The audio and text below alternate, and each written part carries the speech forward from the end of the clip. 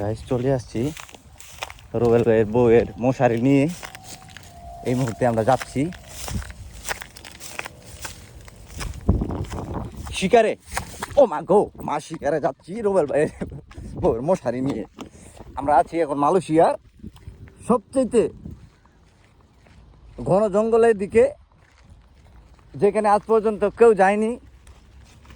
আমরা যাচ্ছি অতি সাহস নিয়ে বুকে রুবেল ভাইয়ের বউয়ের মশারি নিয়ে। যাই হোক, দর্জি এই যে দর্জি অনেক রিকোয়েস্ট করছে, রিকোয়েস্টের পরে অনুমতি দিছে ভাবি। লোক একটা পাইছি জীবনে যে বউয়ের কথা ছাড়া মুখ ধর না। আচ্ছা, এই মুহূর্তে সরাসরি দেখতে পাচ্ছেন, এটা কিন্তু আমরা না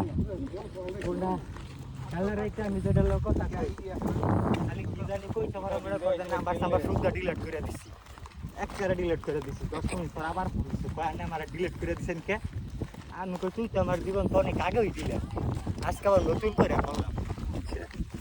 পরে দেখি আবার কতক্ষণ পরেই কল দিছে, কয় না বকরবাজি চলতে কয় আমি হাওয়া